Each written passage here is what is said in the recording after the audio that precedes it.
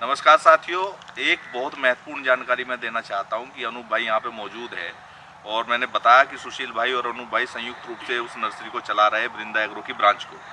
फरवरी में ये लोग मुझसे पेड़ लेके गए थे, कुछ फरवरी 2025, जबकि ये पेड़ मैंने सितंबर 2024 में लगाया था, लगभग 1.5 फीट का। और इसकी आप ग्रोथ देख सकते हैं, ये लंबाई लगभग 20-22 फीट की, इसकी 22 फीट की लंबाई हो गई है। मोटाई भी हम लोग संतुष्ट है इस पेड़ से, लेकिन अनूप भाई का और सुशील भाई का कहना यह है कि जो पेड़ हम फरवरी में आपसे लेके गए थे 1.5 फीट का पौधा, वो इससे लगभग दुगना हो गया है। अगर इसकी गोलाई लगभग 12 इंच की है तो उसकी 15 इंच की गोलाई हो गई।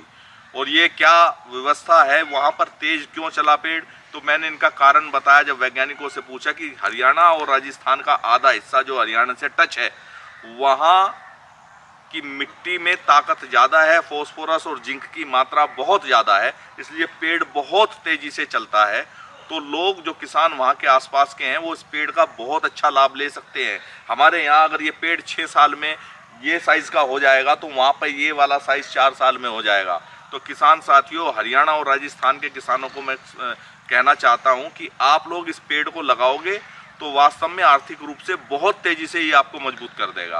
मैं अनूप भाई से और कहना चाहूँगा कि अनूप भाई को वो पेड़ कैसे लगे, ये आपको बताएंगे, कितने लंबे, क्या गोलाई उनकी हो गई है। मनीष भाई जी, मैंने वो 15 फरवरी को पहला 2 पेड़ है वो लगाए थे।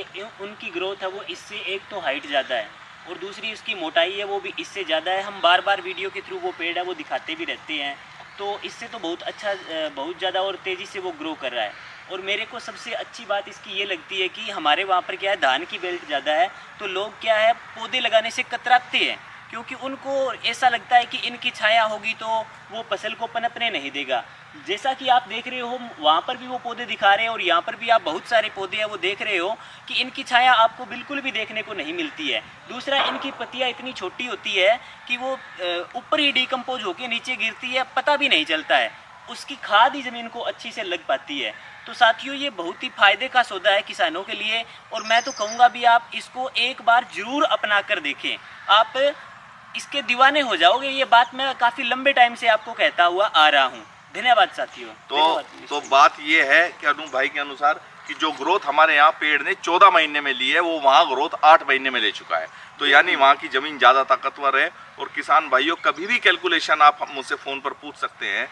जो आप धान की या जो ट्रेडिशनल पारंपरिक खेती हम करते हैं, अगर उसका मुकाबला एग्रो फॉरेस्ट्री से होगा तो इससे ताकतवर खेती नहीं है। जितनी समृद्ध ये खेती किसान को बना सकती है, आपका धान गन्ना कुछ नहीं बना सकता। और ये पेड़ एक ऐसा पेड़ है जो बिना नुकसान के आपको दस्तूर खेती भी होती रहेगी